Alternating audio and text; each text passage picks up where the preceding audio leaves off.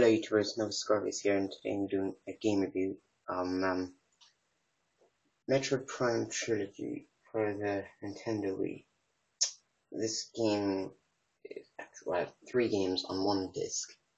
It was released in 2009, and they're really good games. It contains Metroid Prime.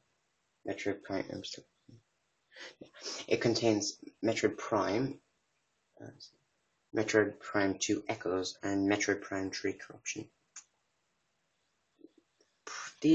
Prime was first released in 2002 for the Nintendo GameCube, and it was the first ever first-person shooter Metroid game. It had a lot of new stuff. You were able to change your beams. You could scan stuff, and stuff you could scan was different color: red, orange, and blue, depending on the importance. And you could read space pirate lore and stuff, which was also pretty interesting. You could read about different characters in the game, so it was pretty interesting. The graphics were really great at the time, and this game, if you have not played it, you really should. It's an awesome game, and anyone who loves Metroid, or anyone who at least hasn't played any games, I'd recommend trying to play these games because they are pretty awesome. Second game on the list is Metroid Prime 2 Echoes.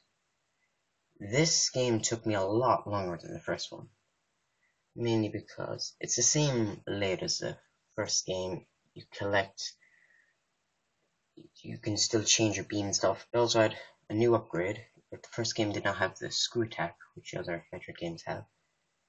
Second, Prime 2 did, and it was actually really cool being able to use a screw attack.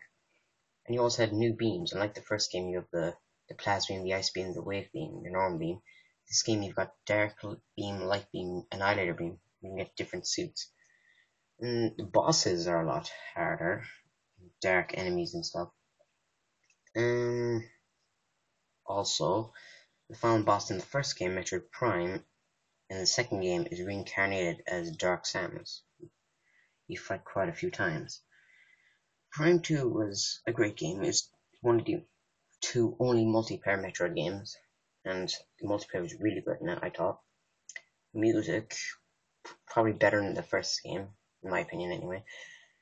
Boss fights, some of them were fun, others were just annoying, like Alpha Block and most people the Boost Guardian. Yeah, this game didn't have a lot of new stuff apart from dark enemies and stuff. This game, I'd probably, out of 10, I'd give it probably an 8.5. The first game, I would give 9.5 out of 10. Now we'll move on to Metroid Prime 3 Corruption, which was released in 2007. This game I didn't really like as much. Reasons being, graphics were not as good. You cannot change beams. You're pretty much it took away the isolation that the first two primes had. You get told where to go. In the first two primes, you just had to find your way around by yourself. This game also, well, yeah, you couldn't change beams. You were in hyper mode, which was cool, but wasn't as good. The music in the game, it's alright. It wasn't as good as the other two Prime games. What else? Not only that, but the bosses were too easy. And your scanning system doesn't have the voice like it does in the first game. It doesn't have your warning meter on the side, and it just wasn't the same as the first two Prime games. And you travel to different planets, whilst in the first two games you were in Metroid Prime you're on Talon 4, Prime 2 you're on Aether and Dark Aether. Prime 3 you go to various different planets. I didn't really like that as much. Out of 10, I would give Prime 3 probably a 5.5. I mean, it's a good game. It's a Metroid Prime game, but it's not the best. I think I kind of liked Hunters more, but I'll save that for another video. So yeah, yeah, that's all for this review.